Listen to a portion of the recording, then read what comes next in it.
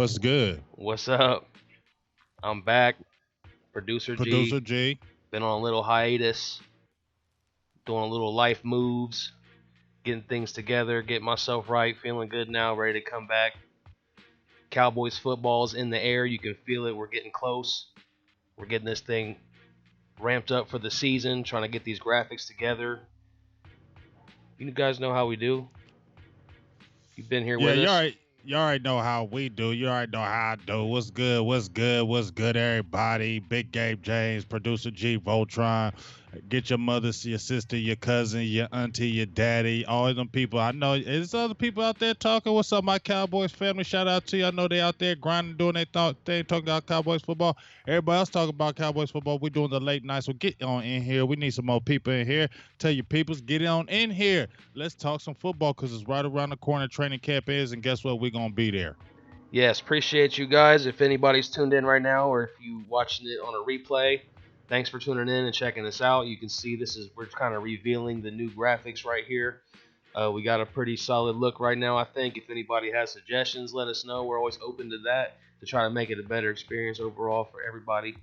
But I'm excited to get back doing what I love to do, talking Cowboys with you and the people in the comments. Right now, it's just the net in here talking about my beard game. Yes, it's been growing out for a while. Been growing out. Don't know how long I'm gonna keep it. I actually kind of been thinking about shaving it, but I like it. I gotta have a beard because I don't really have hair on my head, so it kind of just comes down to my face. So anybody was like, "That's a nice beard," like, yeah, but I don't have hair on my head, so I don't know which one I'd rather have. Probably on my head. I don't know. I mean, white boys with the bald head look, only really certain people can pull it off. But if you're a bigger type dude and you're a white dude, big round you can head. pull it. Yeah, you can pull it off. Like there's just you gotta think you gotta be a bigger type dude, like a Stone Cold Steve Austin type dude, to pull off bald heads for white dudes. If you any kind of like any other way, white dudes with bald heads ain't working. So you gotta have at least a beard. Yes, and we got training camp coming up. It's time to talk some Cowboys football. But we also want to go back a little bit because I haven't been here in a while. And I know you've been holding it down. We appreciate you. I appreciate you for that, holding it down. Everybody who's just been watching you for the last couple months. I mean, you've been doing tons of streams all on your own. You feel good about that. You've come a long way. Everybody That's watching can I'm tell a monster. I'm a loyals. beast. I'm a beast. I'm a monster. You feel me? You just got I told you all I had to do is give me the damn tools, and I go to work and put the tool. Now I ain't going crazy. You're just scratching the surface. Yeah, I'm just scratching the surface, but you see what that scratch does. So let me scratch a little bit harder and see what happens. Oh shoot, we got some people coming in. There'll always be a slow delay. Come on in. Here'll be a slow damn delay. With Germ on the beat. What's up, yo? Well, we ain't really started talking about anything yet, anyway. That's all right. So what's up? You know some of these names I'll be messing up, but what up? Whoever in here, Germ on the beat. Xavier Giles. You feel me? What's up? Get on in here. I know other people's talking, but you want to hear us? I know you do. I know you do. Send in the comments. You know we love chatting with you guys. We love shouting out people like Santana Louie right there. Big Game James and Producer G. What's going on? Stevie Mac 23. What's up? Stevie Mac, my guy. Philly Cowboys 76. Where the hell is you at? Come on, get in here. Where all my peoples at? Do I got to start throwing some DMX in here? It feels Y'all good to gonna make me lose my mind up in here. You feel me? Let's go. Let's go. Feels good to be back in here with you guys. Stephen Arthur, Jop, what's going on? Yes, feels good to be back in this setting. Hey, Jop, I want to tell you something. Jop is a beast. He be having this girl on point. They be working hard. He trains hard. Like he need to be a trainer because he be training. You feel me? Like you be training, Jop. Salutes to you, big dog. Salutes. Yes, like Annette says right there. Like, share. You can like this video. We appreciate the thumbs up. You can do donations, super chats. If you do that, we always love that. We appreciate it. Donation. It definitely helps us. It helps us be able to do this a little bit more consistently. I'm feeling good right now. The best I feel, like I said, if you just tuning in, you didn't know where I've been. I know why you feeling good. If you didn't know where I've been, I moved to San Diego. And I just kind of been going through a life move, like big life moves, a life transition. So I'm feeling good now, though. I'm getting settled in. I got my mind is back in it, and we're getting close to the season. Like I said earlier, you can smell it, you can taste it, you can feel it in the air. And you want to start getting into it? I'm ready. You over there giving life experiences right now. Ready to talk football. I just want to let the people know that just tuned in what's been going on, because some of them are like, whoa, where you been? Yes, Muggs Maxwell. What's up, man? Appreciate you. Copperface King. All right, let's go then. So we're going to get into, like I said, we're going to go back a little bit. So we're going to talk a little bit of first up about some of the new additions, not the rookies, but the free agents that were picked up. Really, there was two huge names that come to mind when we talk about the big additions and one on each side of the ball. And which one you think is going to have the bigger impact between Robert Quinn, Randall Cobb? Let us know in the comments what you guys think. We'll give you a shout out. Say what you guys say down there. Are you asking me right now? Yeah, which one? Which one's going to have the bigger impact right here in this season? The big free agent signings on each side of the ball. Well, I'm gonna say right now it's gonna be tough because it's neck and neck. Because on the number one, I pray for the Robert Quinn acquisition. I am going to personally once again take full credit for the mighty Quinn. No, I'll second that for you. I'll give you that.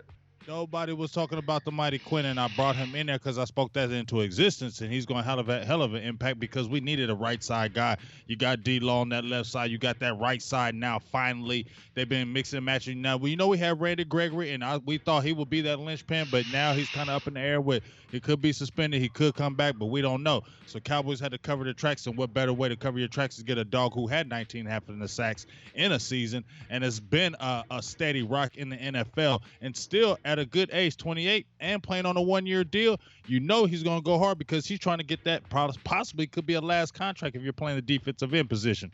So he's going to have a hell of an impact, and I love defense, and so that's why I say, you know what, he could be the guy. But I'm going to slightly, and I said this a little while back, I'm going to slightly give it to Randall Cobb. Slightly, but the slimmest of margins, I'm going to give it to Randall Cobb.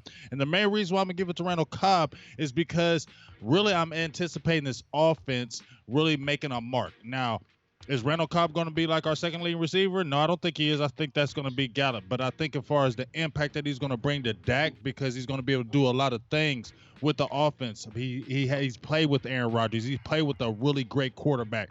And he was a quarterback. He's played multiple positions. He's had really good years. And I believe he has something to prove. A lot of people said he's over the hill at 28, and even though 28 is not old, they say he's over the hill, kind of washed up, and they think, he's injury prone and not really going to do something. So I think he's just one of the consummate professional type guys. He really has something to prove. In his own mind, he wants to still show that he can still play in the league, and he's still on a one-year deal, so he's trying to get another contract. And I think him and Dak really mesh mentally already, and I think they're going to have a really big year.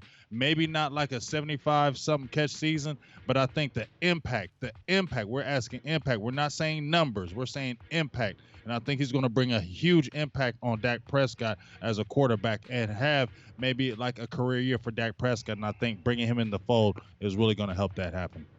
Donation, hey, ho, hey. Ron Smith, appreciate you, Ron Smith. Let's go ahead and I wish we had sound effects. We're going to get those at some point, but I gotta get them. I gotta get your bing, bing, bing, bing, bing, bing, bing, bing, bing, bing, bing, bing, bing, bing, bing,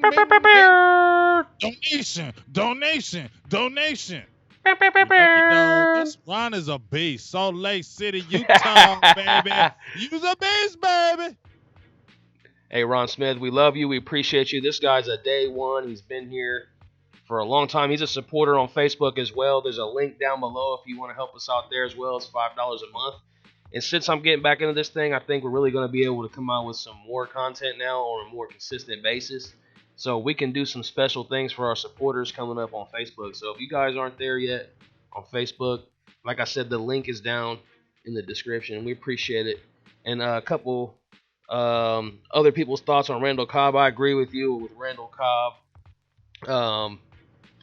I think the only thing I'm worried about, and you said it too a little bit, was his injury concern. And maybe hopefully he hasn't lost a step, being a little bit of an older receiver and having some leg injuries. But I don't really foresee that. I like the savviness though. Yeah, I don't really foresee that happen. I think, like I said, he's a guy that really has something to prove.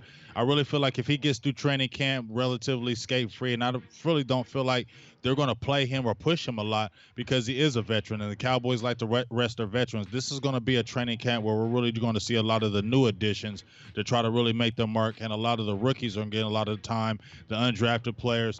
Those guys are going to get a lot of time in camp and a lot of time in the preseason where the veterans are not. So you're not really going to see Randall Cobb, to me, a lot in the preseason.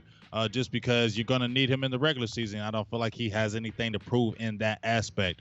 So I don't think you're going to see him, and that's going to save him up. So as long as he comes through relatively healthy in that training camp, I think you're going to see a lot of good things.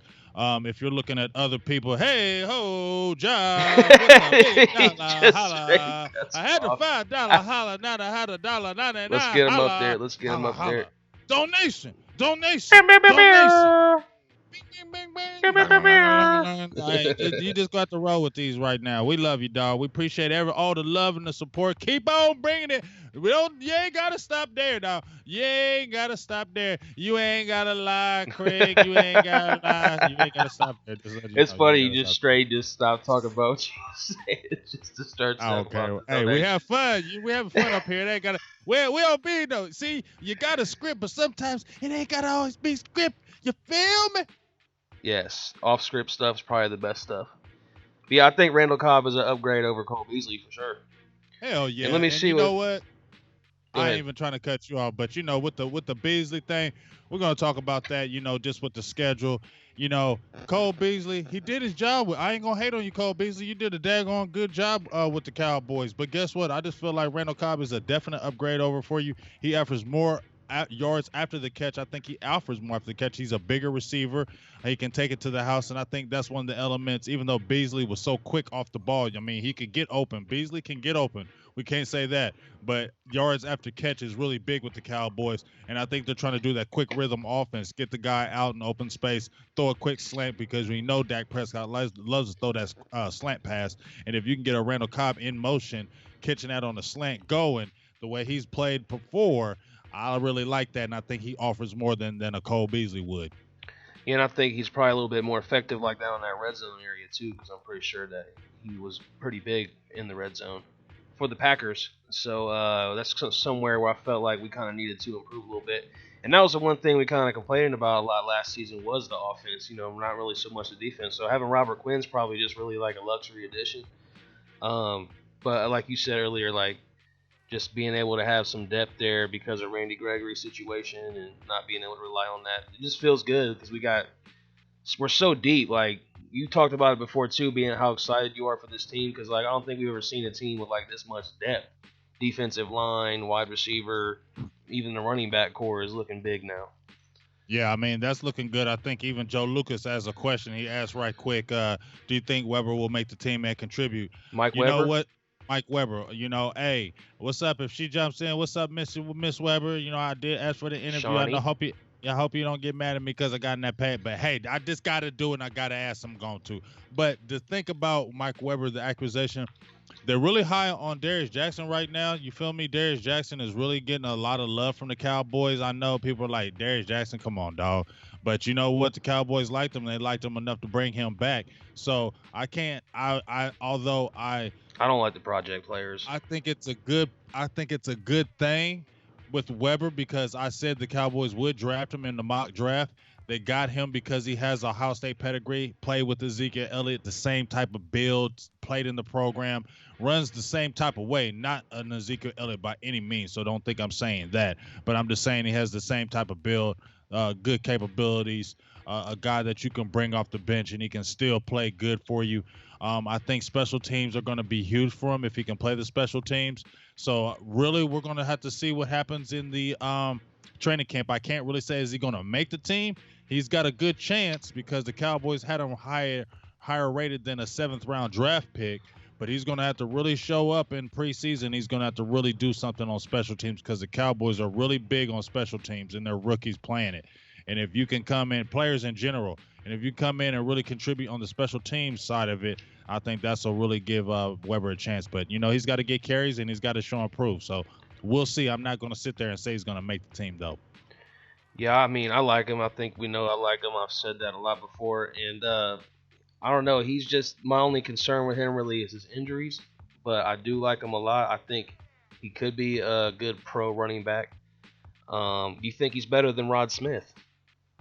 Yeah. I mean, Rod Smith is an NFL player and is a pro, so Rod Smith is good. I can't say he's better than him, but I would say his running style is better than a Rod Smith, because Rod Smith to me was just an awkward type running back. I thought Rod Smith was better when you could throw the ball to him, and he was really good with the screen passes. Rod Smith was really good in the passing game, but really running the ball, you had to have, to me, perfect blocking for him. If you didn't have a perfect blocking, somebody got through the line, he wasn't the type of guy that make you miss. He'll go down and he'll lose yardage. So I don't really see him that's why it wasn't a big deal, and I knew Dallas had to upgrade that position, because it was like when Ezekiel Elliott went out and you brought Rod Smith in, did you really see explosion? You didn't see explosion, and I think that's what the Cowboys were missing. We're explosive. We're missing explosive players. That's why you went out and got a Tony Pollard. That's why you got a Mike Weber. Let's get right to it then, since we're talking about rookies and you're talking about the guy anyway. Let's go ahead and just jump right into our next topic. But and we will get questions. But since you're hot on it right now, let's keep going, because you're talking about Tony Pollard. So which rookie's gonna have the biggest impact? You already know, dog. I've been screaming Tony Pollard. Now I haven't been screaming him from day one, but I did pick him between him and Mike Weber in my mock draft. And when I seen them highlights, I was like, oh my God, this dude is crazy. I'm sorry, folks. I'm not really trying to jinx him, and I'm saying, yeah, let's wait till you see it. Let's wait till you see it, because don't put him in there because he a rookie. I get that. I get that he's a rookie and we don't know. It's an unknown. I get that. But daggone, have you seen that motherfucker run? Have you seen that motherfucker run? Because that boy got wheels. And not just that, he's got good balance. And he's versatile. You can catch it out the backfield. You can put him in the slot. You can put him as a receiver. Would Felix Jones be a good comparison? Yes. I was going to say that, but I think I'm going to say right now he doesn't have the injuries like Felix Jones, because as soon as Felix Jones, somebody touched him, he got hurt. That was the biggest problem with Felix Jones. Now, when Felix Jones was healthy, that boy was nasty, because you had that speed. But this kid Pollard, and he's not a little dude. Everybody's trying to compare, he's a Lance Dunbar comparison. No, he's not, because Lance Dunbar was little. Tony Pollard, 6 foot, about 210 pounds, and he can add more. And dog, you seen the highlights I had posted on Silver and Blue and Big Game James, where they showed him catch the ball up, get the ball up the middle, and that boy was gone. And he was getting first-team reps. So all I'm saying is this dude can be something serious, and I'm just waiting, because this is the explosion we wanted. You got Ezekiel Elliott, that's the bell cow. You got him. You give Ezekiel Elliott 30 times. Just give it to him. But then you sprinkle in that Tony Pollard and them 10, 15 plays in the game, slide him out of receiver, get him in the punt return game, put him in the backfield. That's just like a pet cat that Kellen Moore can do all kind of things with. And he's the type of guy that can really open the game with a big play. And then you can come back with the Ezekiel Elliott, or then you can come with the play fake and go deep to a Gallup, or you can go to a Amari Cooper. You feel me? That's the weapons that we needed, and that's why I'm excited, and that's why I think Pollard's going to have the biggest impact. I like a lot of the other guys we drafted. I really do. I like Tristan Hill, but as far as impact, I think this kid can really make our offense take it to another level than we have it right now. I'm just hoping that our coordinator or whoever is in charge of this, doing this, like Kellen Moore, can get the best out of their abilities, because we've seen like a Lance Dunbar who's had that type of talent, some other guys that just haven't, like tight ends, things like that just have had such talent, but we've never been able to use them right. Even Felix Jones, I think, could be in that category a little bit. Like maybe he wasn't ever used the right way. Like, so yeah, I think we can say that, but there's I a think little bit of concern for me right there. I'm a heir to the side of optimism, just because I feel like Kellen Moore is more the coordinator that we wanted. I think he's a young freshman. Obviously, he has a lot of pressure. I'm not sitting there saying he's going to be a world beater who has a lot of pressure, because this is his first year. It's Garrett's contract year. This is a lot of expectations that this could be a Super Bowl team.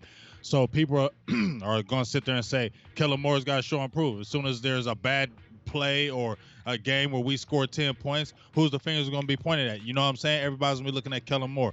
But I really believe that he's not going to do anything crazy different, just like he's been saying. He's just going to show that you're not going to be able to know what we do when we come to the line of scrimmage. You're going to show a lot of different formations. You're going to see a lot of motion. You're going to see a lot of guys unbalanced, because you're not going to know what we do when we come to the line of scrimmage. And that was our biggest problem. That's what I've been harping on. That's what a lot of people have been harping on. When we came to the line of scrimmage, defenses knew what we were doing. And after a while, you kept doing the same plays over and over, even though the players were complaining about it. So when you're doing that, it's going to be hard to beat teams. It's going to be hard to score points when somebody knows what you're doing. I mean, come on, dog. You play Madden, I play Madden. You know damn well, if you're playing against somebody in Madden and he finds one good play, ooh, yeah, I found one good play, and he got a 50-yard gain on you. Guess what that boy going to try to do all the game? He going to try to get you on that one play. And then guess what? You're going to sit there like, dog, I can beat you because I know what you're going to do. I know your plays. I know your moves. I know exactly where you're going to go. And basically, I'm going to shut you down. And that's what the problem is. So now you got a guy like Kellen Moore, who I believe is intertwined with Dak Prescott because they kind of been raised together, and I think he's the better coordinator. Then you sprinkle in a John Kitna, who's that quarterback coach who's really going to just get Dak Prescott right, and then you sprinkle in, and Kellen Moore wanted Tony Pollard.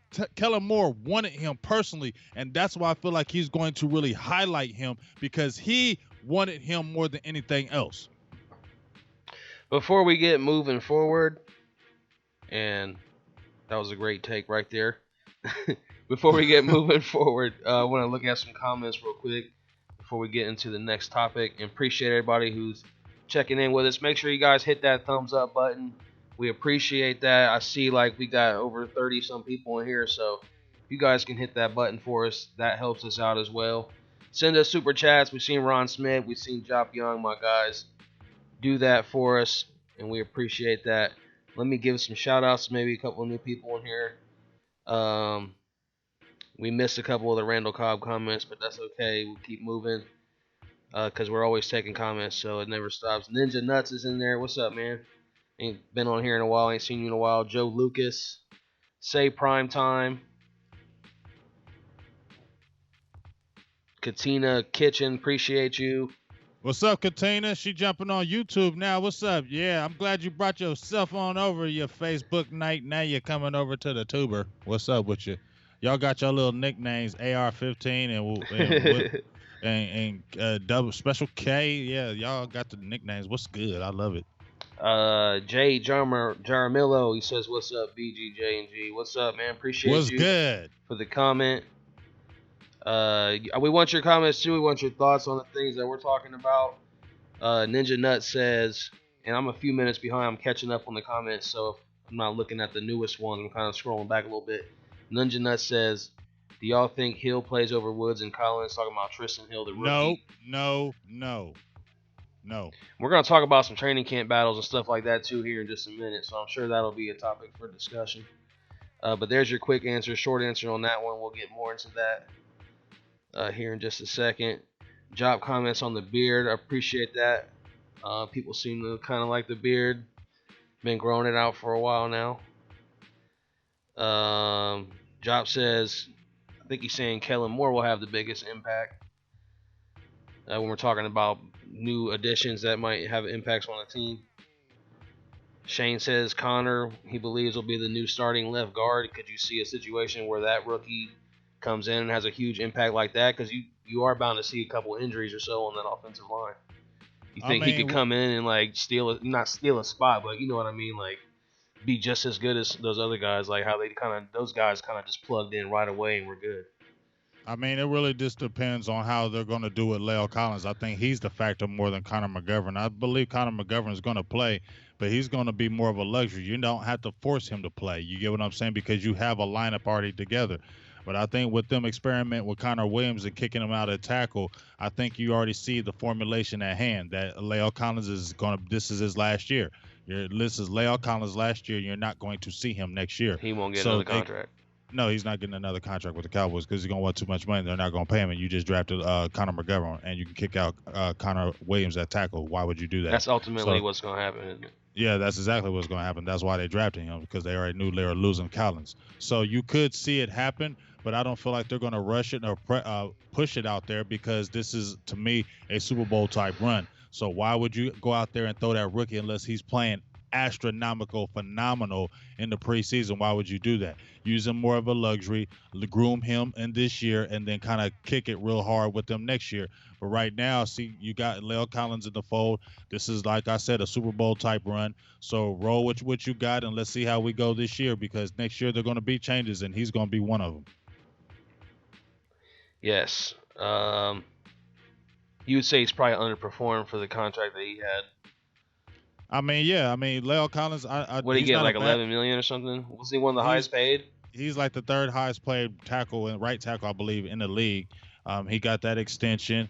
You know, he got that good money even when he was undrafted because of, you know, he was supposed to be a top 10 pick. But if you look at, since he was supposed to be a top 10 pick, has he performed like he was supposed to be when he coming out the NFL draft in the NFL draft? No, I'm not going to say that. Has he been a good player? Yes, he has. He hasn't been a bad player. You know, maybe he was better at left guard. I mean, maybe he was better at guard. They kicked him out at tackle. We'll see what happens when he leaves the Cowboys and where he's going to play with after that, and see what how he's going to be performing. But no, I don't think he's played to his projection. But like I said, we'll see this year, and we're going to need him because you can never have too many bodies, especially on the offensive line, because of the trenches. Guys always getting hurt on that offensive line. So that's why it was a great pick to get Connor McGovern. You also had Hyatt from the kid from Clemson, and they gave him a big guaranteed type money like they did when they got Rico Gathers and they got a Leo Collins. So you can definitely see a Hyatt probably playing maybe this year. I don't know. Practice squad definitely. But you got to have that good depth. That's why they brought back Looney and Fleming as well. All right. So appreciate everybody in the comments. Again, Ryan Dye's tuned in. Our guy, Ryan Dye, another long-time What up, Ryan viewer. Dye? Joe Lucas said, I smashed that like. Yes, we appreciate that. We like to get likes. We like to get donations. You can send a super chat just straight up right away. Donation. Excuse me. Go watch Coming to America. That's all I'm saying. Donation. There are links to all of our social medias, our donation accounts if you want to do that. Like, you can get on a monthly type support system, which we would appreciate. Maybe we could bring you some exclusive stuff. We have more of a personal relationship with you, although we love everybody, but we extra appreciate the extra love that is spread to us. But you see the question right there on the screen.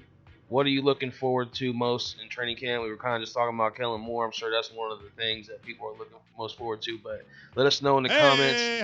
Ron Smith with another one. That's my dog. Hey, the $5 holla. Ron Smith. Hey, that's what he do, dog. That's the man. Like, Ron we're gonna have Smith. we gotta really get something for him, G. Like, I don't know if we send him a shirt. We gotta get something happen for him, dog. Yeah, so what size you wear, Ron? Let us know your size. Maybe we can mail you something. I do have a couple extra shirts that I wouldn't mind. I could get rid of. Maybe I could send you one. Yeah, well, let's give him quality. So we so make sure you give us your size, Ron. We're gonna be hollering at you because you are our friend already on Facebook too. So $5 holla today. He says. So you was about to say something about training camp. What do you say most looking forward to in training camp? What are you most looking forward to? He said, before we get to that, he says, take care, Big Game James, Producer G. I got to get some rest for work. So thanks, Ron Smith, for the donation. That was his goodbye donation. You have a great rest of your night. Have a nice day at work. And thanks again for that donation, Ron. We'll see you next time. Appreciate you. Okay, sorry about that. Back to the training camp. So what's the most forward thing I'm looking to in a training camp? Wow. What's the most? There's a lot of things in there. A lot of things that I'll be looking at. What is the biggest thing that I'm looking at? Dak Prescott. Yes, he is the biggest thing. The main reason why he is the biggest thing to me is because I've been hearing how great he's looked. You know, you said Dak? Brian Broaddus, everybody. Bobby Belt. People have been on the show. The insiders with the Cowboys that have watched minicamp have all said Jason Witten had glowing rave reviews about Dak Prescott. Everybody said he's been looking on point. He's looked confident. He's been sharp with the ball.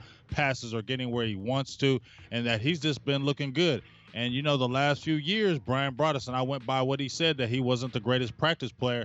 I actually went to training camp last year and got to see him. You saw a little bit of camp as well. And you know what? I was agreeing, like, you know what? He wasn't the best practice player. Some of the times I look at him like, whoa, what's going on here? I'm getting a little nervous, Dak. Why are you playing like that? So, you know what? But he was a gamer.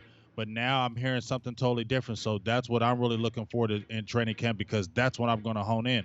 And with my own eyes, not through the eyes of anybody else, through my daggone own eyes, I'm going to see what Dak Prescott is looking like. I'm excited. I want the best. I want him to blow up, because I'm tired of the haters running their mouth about Dak Prescott. Blah, blah, blah, blah, blah. Hating and all that trash. I want him to have a career year, but I want to see him with my own eyes and see how he really looks. Hey, ho! What up, Oh my holla God, before you bang out. Rod Hey, Smith, he just hey, keeps it y'all can coming. jump in there too. Don't make Ron feel by himself. Don't make Ron feel lonely right now. Don't make Ron feel lonely. I know you got $1 in that bank account, dang on it. You got $1. Everybody who's watching right now, you got $1 in your bank account. I know you do. Yes, you do. And if you do, you say Silver and Blue, you get that $1. Holla. Wow. Damn. Yeah, baby. Yeah. Yeah, Joe Lucas, we're going to sweep that NFC East. I don't know.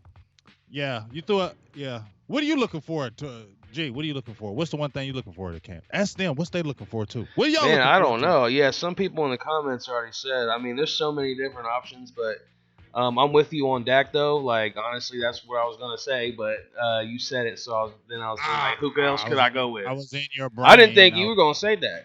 Yeah, but you I did. did though. I fooled you. Which now you gotta. But yeah, I want to see him like with his just having more command over the offense. Like I remember we always got to compare him to Romo because that's what it was. But I just remember a time in his career, in Romo's career, like when he took that next step where he like had kind of like mastered the position. You know what I mean? Like he was in control of everything. Like he knew he could read the defense. He knew exactly what was coming. And you see that like in his game calling, like how he knows what the defense is doing. Like I'm ready for Dak to take that level where he just has total control and command and like able to make those adjustments. Like him to make a game changing like play call change. You know what I mean? On an audible that he does. You know, all by himself, like without anybody. You know, not just following the script. Like he reads something and he makes a change and then boom, it's big. You know what I mean? Like that's when those quarterbacks take the next step. So that's kind of what I'm looking forward to. Well, look in the comments. I'm gonna answer Ryan Dye's. Peace out, Rick. Ron, love you, dog. I'm gonna answer Ryan Dye's question because I think he asked it a couple times. Do I think Jay Lou will play more this season? I'm gonna tell you, I don't know, because you got to look at it like this. Byron Jones, we don't know. He's coming back from the groin injury, so he's not going to probably see a lot of the camp. They said he'll be ready by week 1. We'll see. Hopefully that happens. Of course, you're going to have Cheeto. I believe he's solidified on the other outside of the starter. And then you got Anthony Brown, we've been seeing nothing but crazy videos of Anthony Brown. He's putting in crazy work, and this is contract year, so you know he's going to try to get that playing time. And Chris Richard liked him. I do believe Jordan Lewis, J. Lou, my dog, is going to play more this year because they are going to need him. You got Michael Jackson in the fold. You got the Westry kid. You got Tristan the Cloud. You got Donovan Alumba. But I believe J. Lou proved his worth toward the end of the year. I do think he's going to be in the mix. I think it's going to be a battle between him and Anthony Brown, and we're just going to see how that plays out in this preseason. I do think he's going to get more playing time than he did last year, and I think that's bouncing off for what he did toward the end of the year. And we're going to be playing a lot of teams this year that are going to be throwing the ball, and we're going to be dealing with some high-powered offenses. So I think J. Lou is going to be really important for this year. Hopefully, I don't think they trade him or nothing like that, and I do think he will get more playing time. I don't know if it's going to be like a third-type role. We'll see, because I know how much Chris Richard loves some Anthony Brown. Yeah, I mean, I was just going to say, like, Jordan Lewis is a beast, and he probably is better than maybe Anthony Brown, but Chris Richard just has a certain type that he likes, and he's kind of biased towards that because he always makes Jordan Lewis like the exception. You know what I mean? Like he really don't like it, but he can work with him. So like I think that just kind of puts the odds against him. Like he's not going to be favored. So I don't know. I think that because of the coaching, he ain't going to get a fair shot. My thing with Chris Richard is this. He keeps on saying he's special. He's the exception to the rule, blah, blah, blah. Well, let's see it then. If he's special and Jason Garrett is special, then let's see the special and get him on the field because I believe he is. he is a special type talent. I think he's scrappy. He's just not the biggest player, but I think he's a playmaker. I think he's a playmaker like a Xavier Woods, and I think he's one of the better guys that can actually pick off the ball. You see what he did against New Orleans, and I believe if you got him, let him get work and got that good time like he was showing his rookie year, he would get more chances at the ball and would get more interceptions. Let us know your thoughts in the comments. What do you guys think? What are you looking forward to most in training camp? I saw someone say Tony Pollard. Everybody seems to be really excited about him. Hell yeah! I mean, because like before Zeke, I mean there was Darren McFadden, but like DeMarco Murray was always kind of hurt. But like there was a stretch of time there where it's just like you can't find like a good consistent running back. So it's hard to find one, let alone have two. So if you could have two beastly running backs, you'd be in good shape. Especially if you have that guy that's that talent that can take it to the house. That's what we need. Ezekiel Elliott can go, but he's a grinder. Ezekiel Elliott can just grind you down. You can get Ezekiel 25 to 30 carries, and he will just grind you down. We need that guy that you give him the ball, and he could just take it to the house at any given time. That's what we've been missing. We haven't had it. Rod Smith didn't offer it. Alfred Morris didn't offer it. They tried Lance Dunbar. He was still too small to me, in my estimation, in my eyes, for you to just give him the ball. Every time you saw him get the ball, Lance Dunbar, you get excited. Him get up the middle, and then you see him get hit, and next thing you know, he hurt because he brittle and he little. So this has been a long time coming since a Felix Jones, since we had that type speed. So I'm really excited about it. Like I said, this is the first time, not really the first time in a long time, but the biggest thing that's standing out to me, like a lot of people have been saying in the comments, is depth, depth, depth. We haven't had this much depth. Yeah. To me, this is the most talented team Jason Garrett has had in his tenure, top to bottom, because you have guys that are going to be really fighting positions, and the Cowboys are going to cut players that you're going to be like, damn, we cut him? I didn't want to cut him. He's good. That's what's going to happen because we have that much talent. That's a good thing. It's not a bad thing. Even though it hurts, it's still a good thing because that's letting you know that it's so much daggone competition. There's so much talent that they're going to have to let go of guys that could probably make another team and do something. So that's an exciting part to me. Man, I'm just excited for the sixth. I know we're going to talk about other subjects, but just to jump on that, I'm just really excited about this team, man. I've been all in on all positivity. I've been bashing Garrett and I bashed Jerry and I've said this and that, but I've been screaming nothing but positivity about the team. That's what I said. There hasn't been a lot of excitement like this in a long time that you can remember. Last time I remember feeling like this enthusiastic, I guess, about a season and like the depth and all that and like how you take the next step. Probably 07, you know what I mean? Like when we first got Romo on board. Yeah. And he was like kind of, changing everything for us. We feel like we could win now. Like that's kind of how I felt now. Now we're just winning. Like we win with that, you know what I mean? We're winners. Real quick before we move on, not move on, but kind of talk a little bit more about some of this training camp because that's coming up real soon. A few weeks, you're coming out here. Baby, I'm gonna be out there. Me and Booth ain't gonna be out there in a few weeks. You're coming out here. Y'all better get ready. Enjoy this California weather. Beautiful Oxnard out there. We can see training camp is always a great time. But say Primetime was asking about Cowboys experience packages. I'm gonna put this graphic up here. You can see right here, travel packages are now available. As you can see in the pictures, you got guys like look at Law Nation in there, sitting there holding the Super Bowl trophy. So Law Nation, yeah. Us, we go there. Who else goes? Tyson's going. Tyson's there. Yes. It's a whole bunch of clicking players go. Everybody Travis Frederick. Is jumping on it. So make sure you get on it. Like I said, the packages are crazy. Really good prices. I think they're the lowest across the board. It's definitely if you're taking the more people that you take, the cheaper it gets for you. We've seen it, experienced it firsthand. We're going to be seeing it again. I'm getting highlighted for the Cowboys-Miami game. I'm going to be down there especially for that game, so make sure you're down there. We're going to be trying to get to as many home games as we can. And like I said, they're affordable packages. If you want to get down on the field, we get you them player-type passes. So really, it's just what y'all really want to do. If you really want to experience it, jump in our inbox. Let us know, Silver and Blue Nation, Big Game James. Let us know what you're really trying to do, and we can really make that happen. We can talk to Barry. We can get you what you need and really make it happen so you can really enjoy the experience because it is like none other. Yeah, or you can go to Barry directly if you choose, or you can go to cowboysexperience.com. You can find out more there as well. And just let them know that you found out from Silver and Blue Nation, Producer G, Big Game James. Like, let them know that that's where you got your reference from. And it's a great time. And, yeah, so check that out. We'll be going, like he said, Miami. I'll be there as well. That'll be a fun time for everybody. That's going to be a great time. That's going to be really fun. Let me answer a few questions, G, before we jump into the next topic because I've seen a few people ask. Yeah, we're staying in training camp, so go ahead. Yep. Stephen Arthur asked a quick question. He asked about Larry Allen Jr. Does he make the team? That's training camp talk.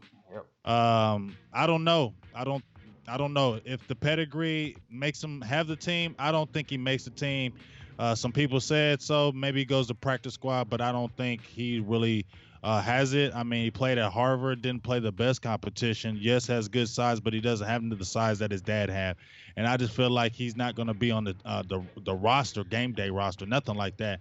Maybe practice squad because he was Harvard, and I don't think a lot of people are going to be reaching out to him like that to poach him. So I definitely could see him making the practice squad, but any kind of game day type squad, nah, he ain't making that. I mean, that also speaks to how much depth we have too. Like, there's no chance. Like, you ain't even gonna you're not even on the level of these guys. Nah. Golden Heart City 2, Rico Gathers, does he make the team?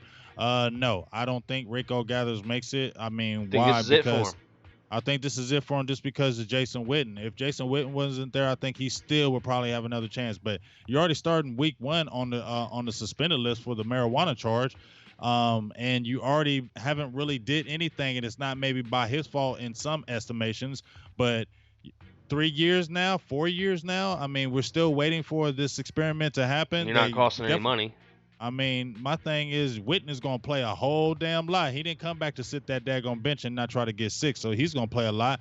Blake Jarwin came on at the end of the year. They're definitely going to let him get that work, and they need to see what they have in Dalton Schultz. He's going to play. So my thing is, where is Rico Gathers really going to play unless he has a crazy, phenomenal preseason? I think the only way he does possibly make the team is if Kellen Moore says, you know what, I want to see one more thing about him and I'm going to highlight him, and if he blows up in that preseason, that may save him. But he's got to have a hellified training camp and a hellified preseason to make the team. I don't think he does. Yeah, it's going to be tight. I mean, I don't think a team's going to keep 4 tight ends. When has that happened in a while?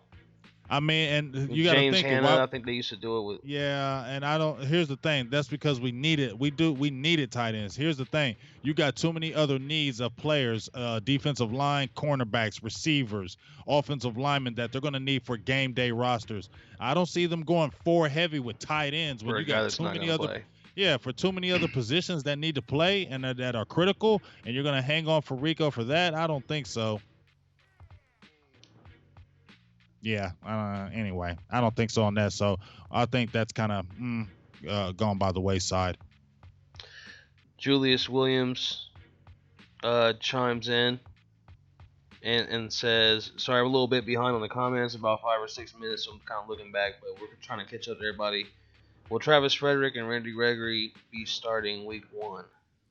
I don't know about on Randy Gregory starting week 1 because that's definitely still going to be up the air with the possible suspension. Travis Frederick, all systems look good. They're going to see how he's looking in training camp. They said he's pretty good all the way back from the disease. I don't know how to say that daggone word, polygillium, whatever it is. I'm not making light of it. I just don't know the word all like that, so I'm not going to sit there and try to kill it word. But he did have a shoulder surgery, so there might be cautious with him, but unless he has any kind of injuries, I can see Travis Frederick's going to be starting week 1 for the Dallas Cowboys unless there's any kind of injuries. There's also a quick question, producer. Jay Jarmillo asked, do you think Garrett stays if we make the Super Bowl? If not, who do you want as the head coach? Yeah, he's going to. Yeah, he's going to be the head coach if we make the Super Bowl. That's going to make him get that 5, maybe 6-year deal. But if he doesn't, and there's going to be another coach, I said this, and people say, I don't think so. But you know what? If Kellen Moore, I'm going to say this right now again, if Kellen Moore shows anything on that offense and anything good, I think he could be the guy that they'll try to push to be the next head coach. That's just my feeling on it. As much as I love Chris Richard, I don't know if they're going to try to let that firiness, because Chris Richard has firiness. They didn't like it last year when he jumped in, got into it with the guy at the Philly game, the player, but that made us win the game. He's went ham on the sidelines before. I don't know if the Cowboys are ready for that, or like the management is ready for that. I'd Yeah. love for it to happen, but I don't know if they're ready for that. And I can see them going with the more cerebral approach of a Kellen Moore, especially if he's like their golden child. They did it with Jason Garrett, didn't they? Didn't they get Jason Garrett? And he was the ballyhoo guy and was supposed to be the next brain, the next young up and coming guy. And what did they do? They brought him in, paid him big money. He was getting big money as an offensive coordinator, and they were bringing him. And what happened? He went from offensive coordinator to head coach. And I'm just saying, just watch.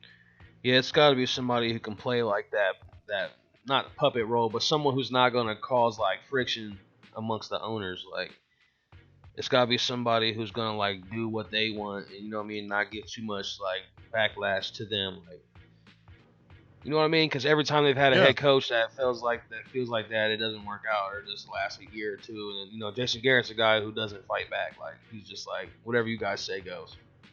Yeah. Well, I mean, I don't know if it's all like that, but I just know he has it don't bother me the way Jerry is, because I know how Jerry is and I accept it. That's the kind of coach. Yeah. So he just Jerry lets wants. him. Yeah, exactly. That's what I'm saying. He just like submits to him. I don't know. That's a harsh word. I mean, it's the truth.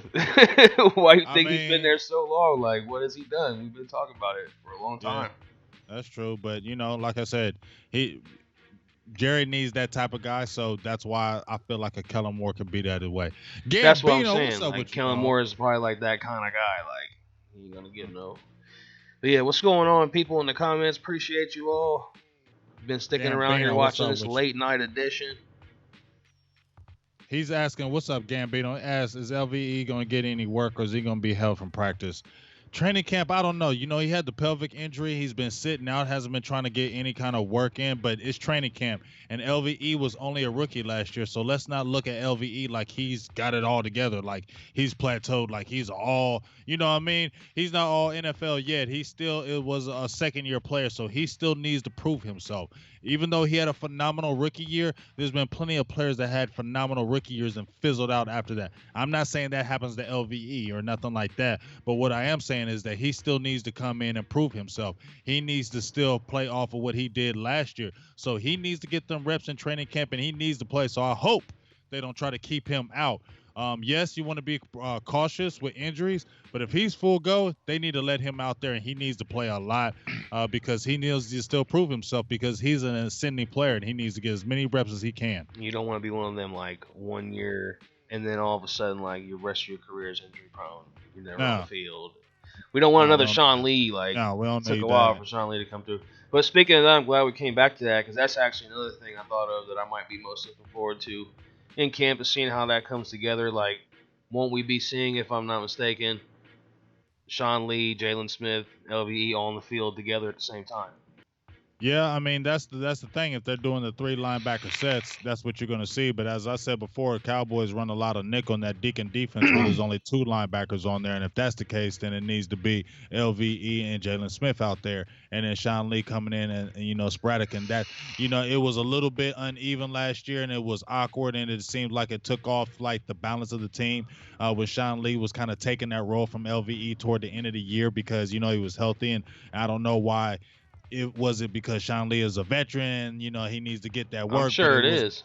It was making the team, feel like it was taking a lot of the juice out of the team when LVE was, when they was doing the rotation. So hopefully they figure out how they do it on the defensive side. I definitely would love to see all 3 of them on the field when they're doing the, a true 4-3. But when they're going to that nickel and that Deacon, then Sean Lee need to be on that bench, big dog. Mr. New Flame, I see your comment there. Yes. Before we move along a little bit to so far, I just want to kind of go over what we've done, because as you can see now, if you just tuned in or you haven't heard us yet, we got these new graphics here that we're using. You can see on the left side we got the topics coming down the left side of your screen. You can see our social media icons, so make sure you guys are going to follow us on all those platforms. But we hit on the new additions, we've hit on the rookies, we've just talking training camp, and some other things. We're taking comments, obviously, too, and we'll take more and get more shout-outs along the way. If we missed you, leave a new comment so we can see it, because when we get to talking, I'm trying to listen and he's talking. I need to make sure I understand what I'm going to say next, so I don't always look at the comment. But go ahead and leave some more comments so we can keep getting shout outs going. Now let's go ahead and jump into. You ready to move on to the next topic? I'm ready, dog. All right, so we're going to go ahead and jump into, because kind of coming out of training camp is a lot of battles. Who's some guys that you could see being cut, maybe that nobody's expecting, like maybe some surprise cuts? And let us know in the comments what you guys think, and we'll shout you out. To me, on the offensive side of the ball, surprise cut. We highlighted 2 players right here, Allen Hurns or Tavon Austin. I think the reason why is because you got a lot of receivers at that position that we have. You got, of course, you got the main 3. You got Cooper, you got Gallup, and you got Cobb. Those are the main 3. But beyond that, it's up in the air. You have Allen Hurns, who Dallas really wanted. The fans, we wanted it. He really didn't have the year that we thought he would. Guy that had the bad injury is coming fighting back from that. But the Cowboys really love his work ethic. He did some stuff with the Cowboys experience. They book signing. So a lot of people in Dallas love him and they love his work ethic. And he's not a bad receiver. Just doesn't have the speed that he used to. Blah blah blah. Then you got Tavon Austin, who has the speed but is always hurt. Had the crazy injury last year. Barely played, like 10% of the snaps. So now you got these guys that are Noah Brown, and you got the Cedric Wilson, who's coming back from the injury last year. And Noah Brown, he had a little knee sprain, but he needs to show what he wants to do. Then you got the 2 undrafted rookies that they're very high on, Jalen Guyton and John V. Johnson. They're very, very high on these guys.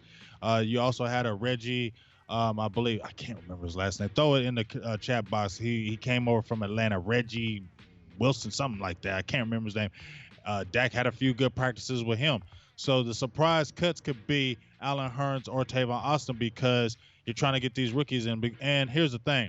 If you're playing in a preseason game and you're saying Mike White and he throws a couple long bombs to a John V. Johnson and they're 50 or 60-yard bombs, he's making the team, dog. I'm going to tell you that right now. All the Cowboys need to see is some crazy speed in these preseason games, and they make a few plays like that, they're going to make the squad. I mean, Cowboys need that speed. You feel me? And that's what they are going to do. Now, what makes Allen Hurns stay on the team? Because he's a veteran.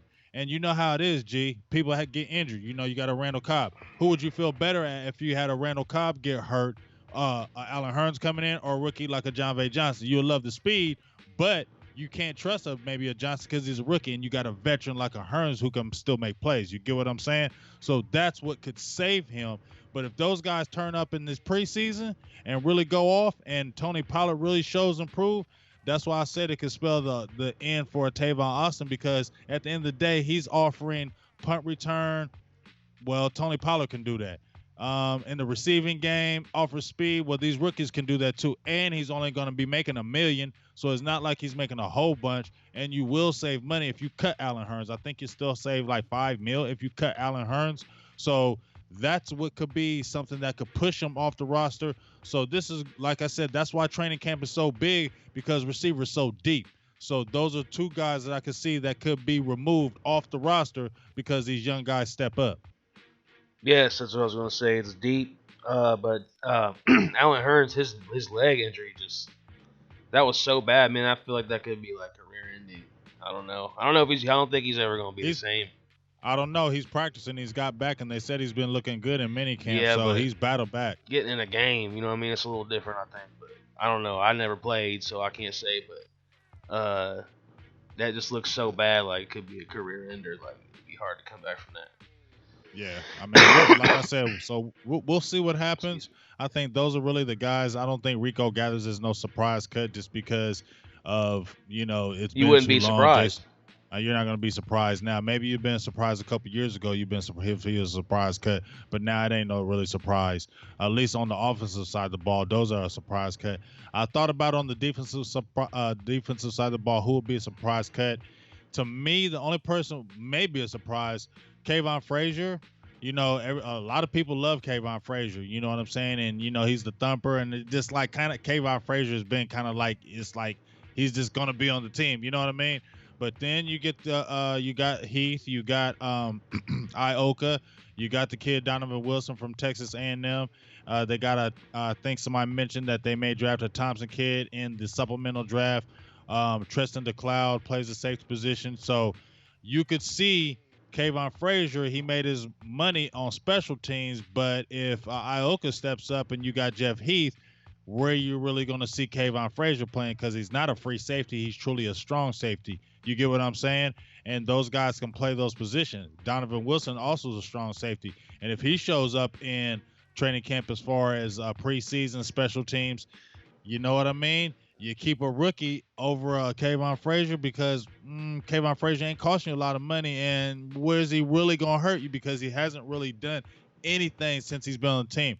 Not discrediting him, but he hasn't really took that next step. Remember when they were like, Kayvon Frazier is going to compete with Jeff Heath for the starting position? Well, Kayvon Frazier really never took a hold of that role. Now you got new guys in the fold. I could see him getting cut. Maybe the defensive line, Daniel Ross, because it's so crowded up the middle. Tyrone Crawford, but I don't see Tyrone Crawford. I was thinking he could be a surprise cut, but I just really think they like Crawford too much, and they're trying to make that Super Bowl run. So I think he makes it and doesn't be a surprise cut now. Crawford? Yeah, Tyrone Crawford. I think he probably would have already been cut if they was going to do that. Yeah, but you know what? So they could have used that money or something. You know what I mean? They still, if he's a post June 1 cut, well, no. Yeah, you're right. I feel you on that. That's what I think. Like I'm saying, they could have had money before. You know what I mean? Like spending on something else, somebody who already signed somewhere else or something. Right. So they'd probably like, even if they cut him now and they had some money, like who's out there now that you could get, in return for cutting them. Yep. Like how we cut. I guess we didn't cut Beasley, but we kind of just didn't agree to sign him back. But then Cobb came in, so kind of like we was like, nah, we're good. We'll take this guy who's going to sign for less money and be better and more productive. Well, I think all through it. Go ahead. I was just going to say, I was switching the subject a little bit. I mean, I was just going to say it's kind of crazy to think that these two guys on the screen right here were kind of like looked at as our starters to begin. What was it like? Was it to begin last season? Well, he wasn't going to be a starter, but you was looking at Tavon Austin being a third, fourth receiver, and a possible Allen Hurns who could have been starting. We didn't have Cooper, we didn't have Cobb. Gallup was just brand new. Right. So that just shows you how good how good the receivers that we got and how bad a receiving core we had until we got to Cooper. You get what I'm saying? Well, we had the Allen Hurns, Delonte Thompson. We had Gallup was still, learning the ropes. He was kind of pushed in that role. And people were wondering why, Dak Prescott sucks. Well, when we really looked at the receiving core at the start of the season, it was terrible. It was terrible. He had nobody to throw to. Cole Beasley was our number one option, and Cole Beasley little. You feel me? So when we were dogging Dak Prescott and jumping up and down about all these other quarterbacks, they had some weapons. And if you're a quarterback or you're a player in the NFL, you got to have weapons. You're not going to win if you don't have some kind of weapons. And you saw how it changed when we got Amari Cooper. Now I believe you're going to see even a better Dak Prescott because you got a full year with Amari Cooper. You got a full year with Michael Gallup. You get a Randall Cobb sliding in. So it only makes your quarterback better when you get better players around him. I mean, it only makes sense. So that's surprise cuts. We're going to take a look at some comments. I saw my Cowboys family jumped in here. What up, my Cowboys family? My Cowboys family. Thanks for jumping on the stream with Big Game James a couple weeks ago. I was able to see that. That was a great show, a great interview. You guys have a lot of knowledge, and you're very articulate, and I appreciate that. And I like you guys' production as well. So thanks for tuning in. Joe Lucas, what's going on? He says they could save $5 million if they cut Hurns. Ryan Dice says, I don't see Hurns making a big impact. Julius Williams, he said he appreciates us, and thank you for that, Julius. We appreciate you as well. Thank you. And he also says Kayvon missed a lot of tackles because you were talking about he could be a surprise cut, because we were asking you guys in the comments who you thought some surprise cuts were going to be. And Joe Lucas says he bets Tavon gets cut and Hurns. He thinks maybe both of them do. Could you see that? We're going to see. Like I said, we'll see. Maybe one of the young guys, a couple of the young guys step up and just take all their spots. Mm-hmm. Gabino, what's going on? We appreciate you. He says he'd like to keep Hurns if he's healthy. I guess he I does want bring some speed. leadership, but I like having Randall Cobb bringing that veteran I want leadership to speed. the You team, know to the what? group. I understand. You know, my thing is because of injuries. That's the only reason why I would keep Hearns, because if one of the big guys got hurt, I would rather have a veteran. But you know what? I really want to see one of these rookies. I really love Jalen Guyton. He's a 4'3" guy as well, 6'2", 200 pounds. He's a 4'3" guy as well. Either one of those guys that have that good speed. I just want speed, speed, speed. We've been waiting for a long time that speed at the receiver position. People have been talking about it. Has been really highlighted with the Cowboys that the last 10 seasons or so that the Cowboys have not drafted like a 4-3 guy. They've all been like 4-5 guys, and we've basically not had any kind of speed at the receiver position. Teams were able to guard us because Des Bryant was not fast. He was a physical type receiver, and he's a guy that you could throw the top of the ball over. Terrence Williams was not a fast guy. We hadn't had fast guys, and now when you can bring some really good speed in there, and then you got a Cooper who can work underneath, and a Cobb who can work underneath and do a lot of damage yards after catch, and then you can throw it deep at any given play. That's what makes that offense explosive, and that's what we really need. So I think they're really going to look at those rookies, and that's why they brought them into camp. And as long as those rookies show up and make plays in training camp, they're going to get every chance to make that squad. What's going on? Law Nation. Law Nation is in the house. Appreciate What you. up? We got all the content Love you, creators Law. jumping in here tonight. Love you, Law. If you guys haven't followed them yet, make sure you go give them a follow. The My Cowboys family, the Law Nation, and anybody else who's in here who creates content. Those are the only two that I can see right now, but make sure you guys, if you're not following them, they're doing streams as well. So everybody has their own unique styles. They bring a different approach to it. And, you know, it's just like having a Netflix or something, but for just Cowboys content. So go check that out.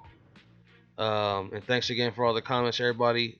Save Prime Time says Dak can win the MVP this year. I mean, he was in the conversation, his rookie year, wasn't he?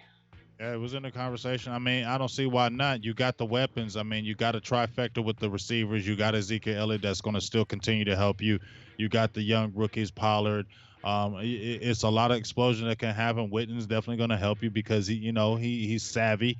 I think Jarwin is still going to is a ascending player, not like a top notch, but he is an ascending player, good size. So definitely could be a career year for Dak with the offensive line coming back together with Travis Frederick returning. Health is going to be the key.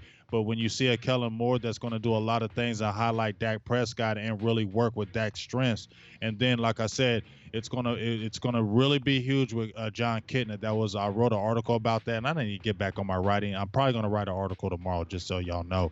But John Kitna is really huge in the fold. I think he's the guy that's really gonna push Dak like no other. The guy that's really gonna go hard on Dak, but show him that good love. I think he's the one that's really going to take Dak to the next level, and I think that was one of the big. You know, when we had Chris Richard last year, and everybody said, "Hey, that was a huge." You look at all the offseason, that was the huge hire for the offseason or the big offseason grab. I think the slept-on grab to me was John Kitna. Yeah, I mean, sometimes them coaches have like the most subtle, like hugest impacts ever. That's all it takes sometimes is a little tweaking of a coaching staff and just somebody to, just a little piece to take you to the next step. All right, so let's go ahead and move into our last couple topics here. We just talked training camp, surprise cuts. Now, real quick on this one, you guys let us know in the comments who you think is going to have a breakout season right here in 2019. This is your pick. This is my guy, Xavier Woods. X-Man cometh. X is going to give it to you. X is going to give it to you. Get at me, dog. You know what I'm feeling me? X is my guy. He's been my guy from day one, ain't he, G? Ain't he been my guy from day one? You've always been high on him, yeah. I've always been high on him. I predicted that we drafted him. He was one of the guys that we got. I predicted between him and Taco Charlton, but he's a guy that I wanted.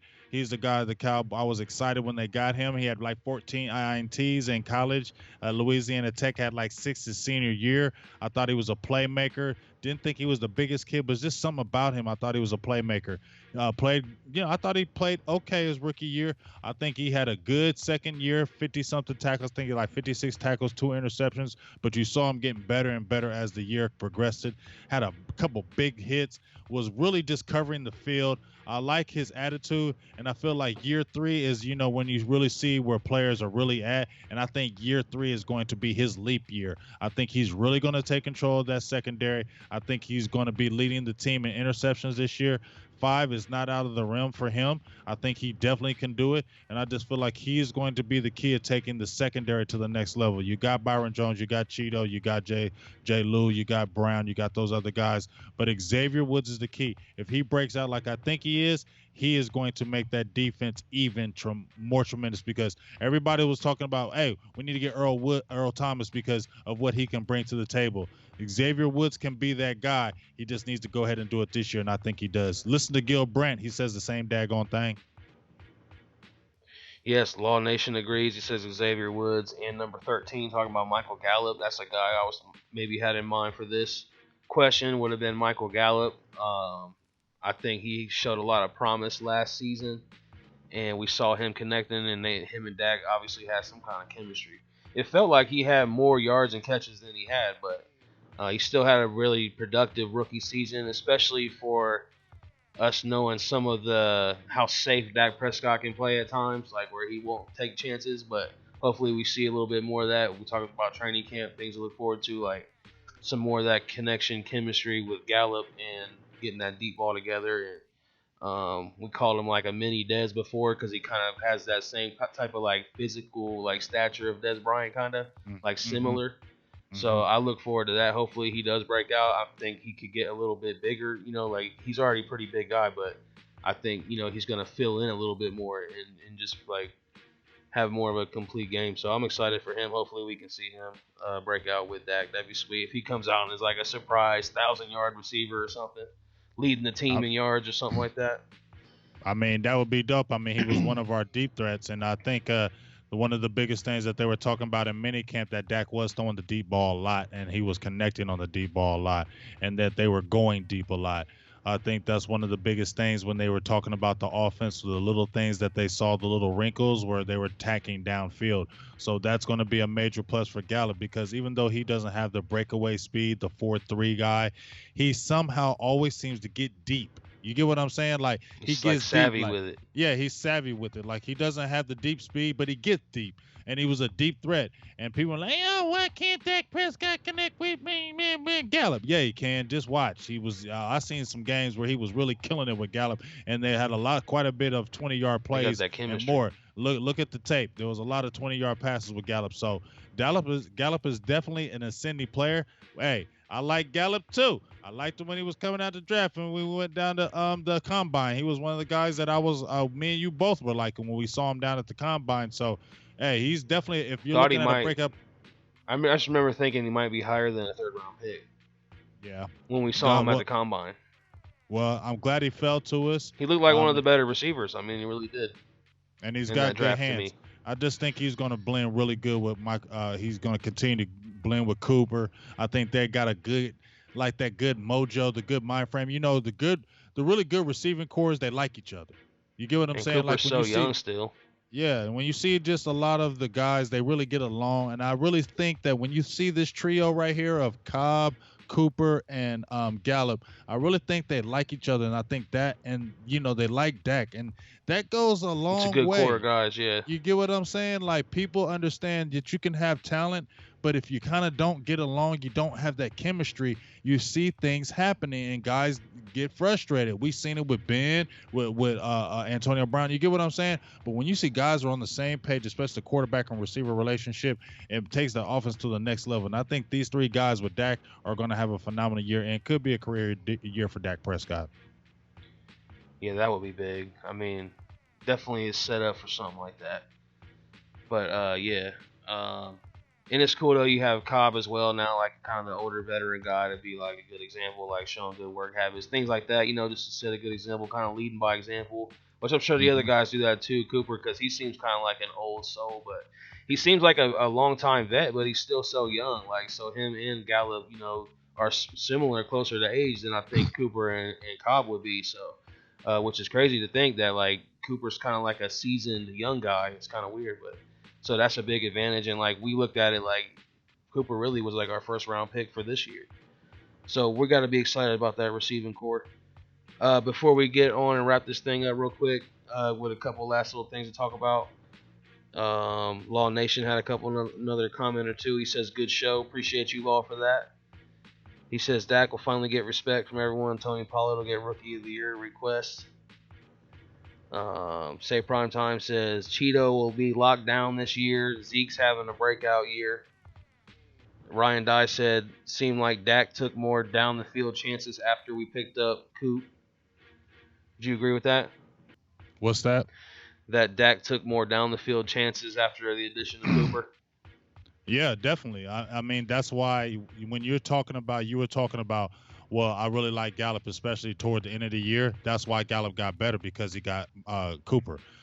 When it was just Gallup wasn't really ready for that. You get what I'm saying? Gallup wasn't ready to be like a number one type receiver. He wasn't ready for that. We thought, maybe he could be, but we saw he was a number two. He's a solid number two. So when you get a Cooper who's the alpha dog, now you get Gallup who can sit there and be like, you know what? I don't have to have all that pressure and shine on me, but now I can really make them plays out of nowhere. Kind of like you had when you had Michael Irvin and Alvin Harper. You feel me? Not saying they're those two players, but I'm saying understand what I'm talking about. Yeah. I mean, there's the order. There's a number one, there's a number two. Michael Irvin was the dog, but you also always saw Alvin Harper getting them big plays. Remember when Troy Aikman would go deep with Alvin Harper and getting them big plays? We remember watching it. That's what Gallup reminds me of. Michael Irvin was just kill you all the way downfield. That's what Cooper does. He's surgical. But then you go up to top over out of nowhere, you get Gallup. Bam, Gallup touchdown. And that's what I like those two together. I kind of lost track of my thought, but Gabino says, should we have Pollard on our fantasy team this year? I don't think so, Gabino. I don't want to jump the gun. Like, just from my personal experience, being a veteran fantasy football player, like, taking chances on rookies, especially in the backfield where you have Zeke who's going to be dominating touches. I mean, even though we got this guy and we're excited about him, the chances are Zeke's still going to dominate the touches. I mean, you got to ride him as much as you can while you're not paying him that much. That's kind of the philosophy now for the Cowboys. So I don't expect Pollard to put up huge numbers. I expect us to see the flashes of his talent and what he's going to be able to do and bring to the table, but I'm not expecting like no 1,000 yards, 10 touchdowns out of that guy. Not as a rookie, not this year, not with Zeke. Still going to be dominating the touches. That's just my opinion on it. So as far as fantasy goes, I don't think Pollard will be drafted. You could take a late flyer on him just in case something happens where maybe Zeke gets hurt or suspended or who knows, and maybe you have him there as a backup. But I want to answer this question right quick. I think Julius Williams asked. Voch is doing the series, and I have seen a few of the. Actually, I posted a video of Dak Prescott, his sacks being his fault. He asked, he's doing the series, how much blame do you think the position coaches deserve as opposed to the players? I mean, that's kind of tough. I mean, I'm gonna tell you right now, I'm not an offensive lineman guy, so I can't sit there. Voch is really good with the offensive lineman. I mean, he played that position, so he's gonna have a little bit more knowledge. I think when you really look at the Dak Prescott video and the sacks, and you see a lot of it, will see the ones that was his fault, maybe holding the ball too long. I think it goes both halfway. I mean, you look at Dak Prescott, it's kind of hard to blame him sometimes for holding the ball when you got guys that can't win at the line of scrimmage. You get what I'm saying? If you got a receiver can't win at the line of scrimmage, just before we had Cooper, it's going to be hard if the ball is supposed to be bang, bang, bang. If it's supposed to be 1, 2, 3, your guy's not winning at the line of scrimmage when with Delonte Thompson, rookie Michael Gallup, then that's going to be a player's fault. But that's who you have, and that's who you have to work with. So it's hard for Dak to throw that ball because we know he's cautious, right? He's not going to make that play and sit there and put the team in a bad position with the interception. So he's going to hold the ball. You hold the ball too long in the NFL and you have an uneven line, guess what? Things are going to happen. I think it's more of a situation where maybe the line got better with the coaching change. I believe that Paul Alexander was not the guy, was the fit for the Cowboys. I love Colombo coming in. But at the end of the day, you still have to get the gel and the blending of the team. If the line is not playing good, guys are going to get sacked. So if you're asking me why I'm talking all the gibber back and forth, I just think it's both half and half. Half is, you know what, you got to get those guys in the right position, but you got Suafilo who gave up 5 sacks. He was getting manhandled. People were loving, hey, we got Suafilo. He's doing better than Connor Williams. but he was getting his butt kicked up in the middle. You get what I'm saying? So now I'm maybe talking about it more. I'm gonna say maybe more players because guys were really giving up them sacks on the offensive line. And remember, we didn't have Travis Frederick. You get what I'm saying? And as good as Joe Looney played, he balled out. He's not a Travis Frederick. So if you don't have an uneven line that we hadn't had since 2016, where it was everything was good, you're gonna have more sacks. I just feel. Yes, we have an Eagles hater or a Cowboys hater that's an Eagles fan in the comment section, I believe, right now. Cody Hayes, he said Dak is whack because JJ Trill responds and says Wentz is injury prone. So yeah, whatever. Well, But speaking of, hey, just go tell them to go check out our video. Go on our Silver and Blue Nation or Big Game James page and check out the great video I made about Dak Prescott and Carson Wentz. You'll love that video. So you Eagles fans, I made a great video for you, Carson Wentz. Yeah, Carson Wentz, he's the best thing in the world. Interception. Carson Wentz, this the best quarterback in interception. yes, go Shut check the that out on hell his up, page. Carson Wentz. Get out of here. So they're kind of going back and forth in the comments here a little bit. What's up, Muggs Maxwell? And J Farm D. J Farm D said this team is a quiet need at corner. The Cowboys corners have a combined 4 career picks. Talking about the left and right starting corners. Talking about Cheeto and Jones. Cody Hayes says I'll take Wentz over Dak any day. So since we're talking about Dak and Carson Wentz and contracts and all that, because Carson Wentz got the contract that people think we're going to assume that is going to put Dak's contract over that amount, and it's kind of solidified the market for Dak. And we got Cooper, Zeke's looming. What order do you think these guys are going to be signed and when? Well, I think it's going to be between Dak and Cooper first. Zeke's going to get paid last because the contract says so. So I don't know when it's going to happen. I heard that right before camp they were going to try to sign Dak Prescott. I think he's probably going to be first in the pecking order. Of course, when you see both of those guys and they see that money going higher and higher, they're not going to be in a rush to sign. Why would they be in a rush to sign? Where if you get another quarterback who signs, that just pushes up how much he's going to get paid. So they're not going to be in a rush to be signed. But if you ask me who was going to get paid first, it would be Dak, and then Cooper, and then Zeke. And the reason why I said Zeke is not because I shouldn't say he doesn't get paid. It's just because he's still on a rookie deal. Dak Prescott's contract comes up this year. He's on a 4-year deal, and he doesn't have the 5th-year option because he was a 4th-round draft pick. Amari Cooper is going to get paid because they traded a number 1 draft pick for him, a 1st-round draft pick, not a number 1, a 1st-round draft pick for him. So it would be asinine for you to trade a 1st-round draft pick and then you don't extend the receiver. That makes no sense.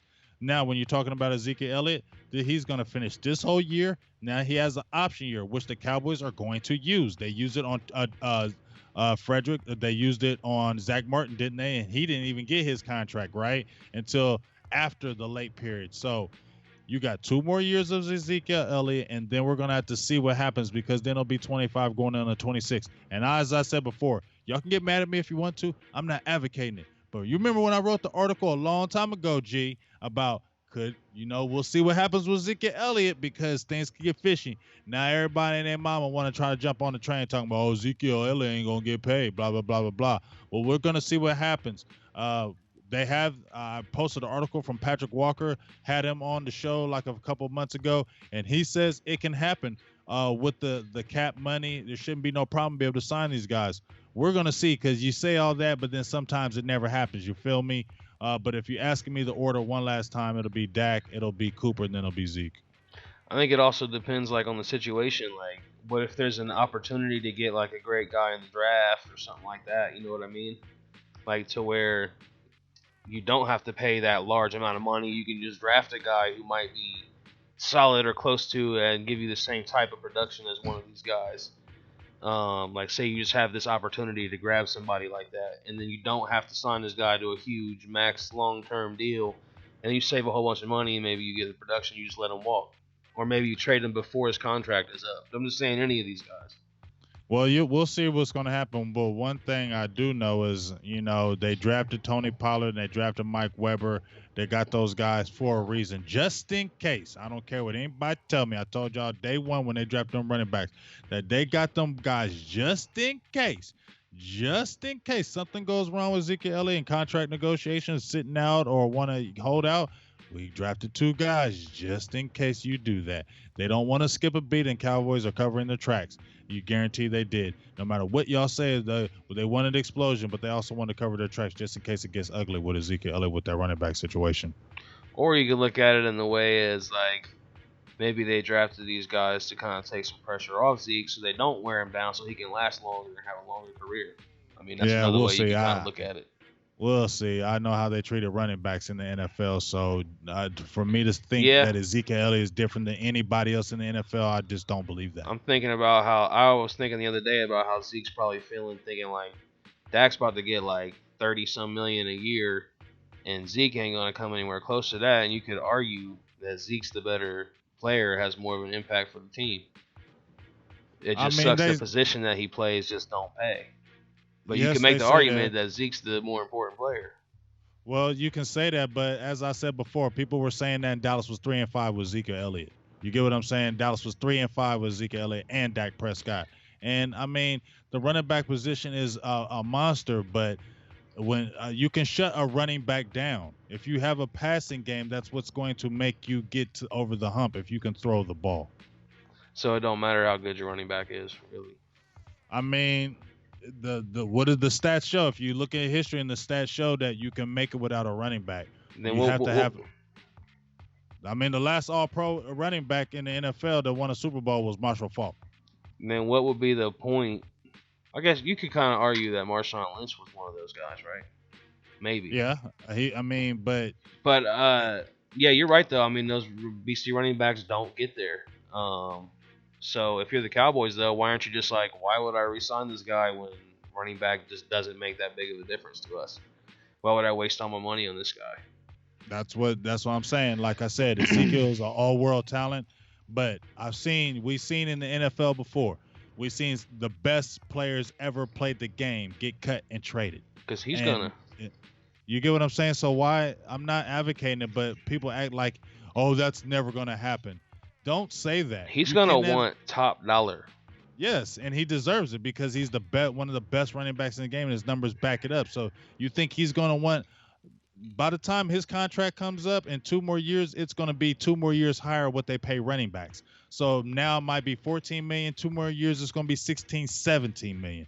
You get what I'm saying? So all I'm saying is we're going to see. The people to think that it would never happen, that the Cowboys are just automatically guaranteeing re-signing Elliott, that's what people say now. But let's just revisit in 2 years. I'm not advocating it, but he does play the running back position, and it is de-emphasized as much, so we'll just continue to see what happens. They could hit him with them 4-year deals because they are doing a lot of those deals now, front load the contracts and kind of do a kind of year-by-year basis as they do. So we'll see what happens down the line.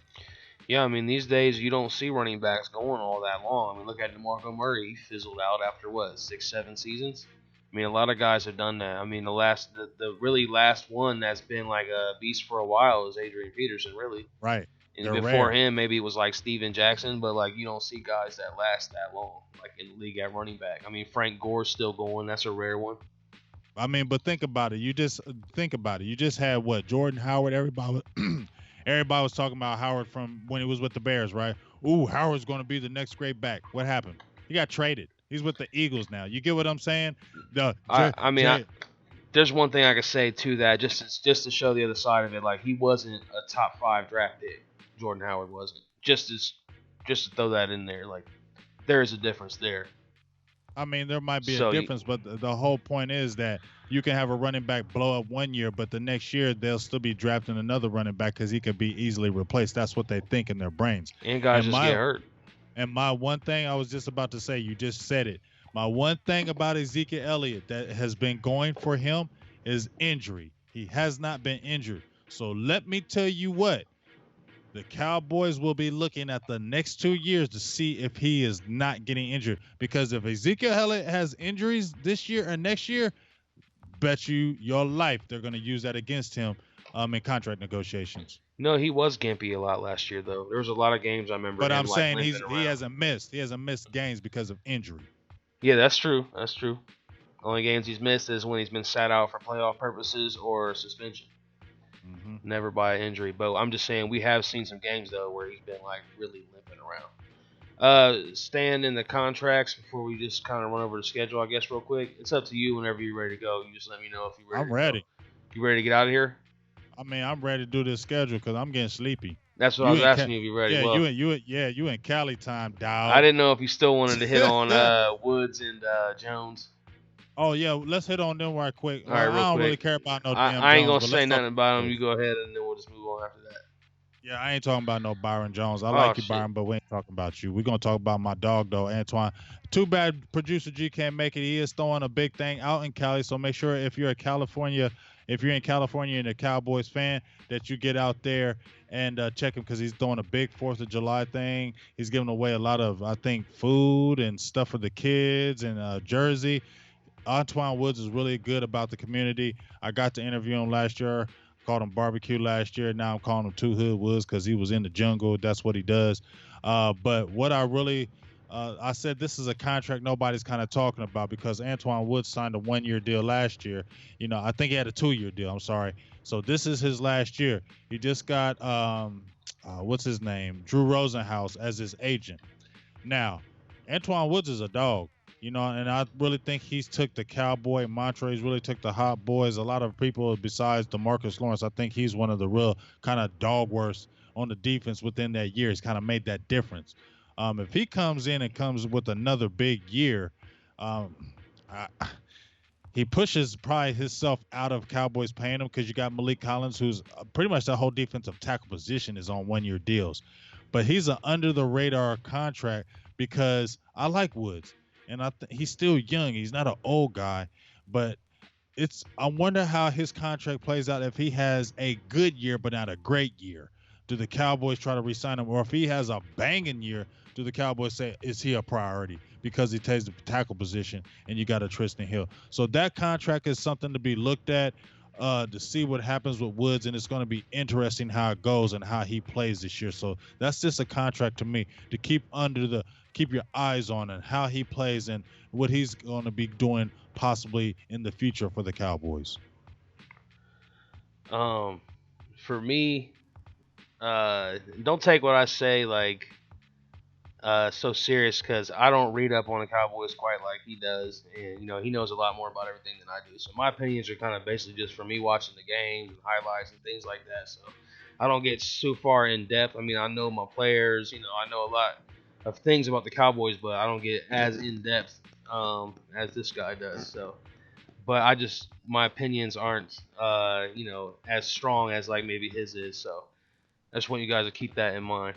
But Woods Okay. for me is just kind of like a solid role player. Like he's never going to be one of them guys that gets paid like an Aaron Donald like monster money, being considered one of the best in the league. I just think he's a little too far into his career now to really just all of a sudden jump into that next level. Like I think kind of like what you said about Jeff Heath, like we kind of see what Woods is. Like I don't know if he's going to get a whole lot better than he is. He's a solid player, but I just don't. I think he is what he's going to be right now. I don't know. I could be wrong, but I like what he is, but I don't think he's going to ever be like taking another level as far as getting a new contract, like a big one. Like I think he would get another one along the lines of probably maybe a little bit more than what he signed for originally. Mm-hmm. Well, So I don't know. we're That's gonna just my take. we're definitely going to see. And I just wanted to say something right quick because I know everybody's, we about to hit the schedule, we about to head out, but I know y'all been watching this NBA, these trades and these signings and Yes, free stuff. agency I frenzy. just seen the Warriors just got D'Angelo Russell. The Warriors. Yeah, the Warriors just got D'Angelo Nice. It's Russell. a nice little rebound for losing Durant. Mm-hmm. Well, he's a guard, so I'm going to see how that happens because you got Steph Curry, Thompson you will got be out Klay for most of Thompson. the year too, though. Yeah, so that's gonna what those two are gonna play together. So I want to see how they're gonna play together, and then you got Thompson coming back. So I'm gonna see how that goes. You know what I mean? Iggy just left too. He's going somewhere else. Iguodala, Yeah, he that's was crazy. already running. Yeah, well, he got traded to the Grizzlies, and I think the It's just reason why crazy that he's been there happens so long. because he said something about Mark Jackson about being blackballed and said something about organizations. And when you say something about organizations and those guys are one of the most powerful people, you get traded, buddy. Yeah, I think that you think the Lakers are going to get Kawhi, or is he going to go to the Clippers or stay in Toronto?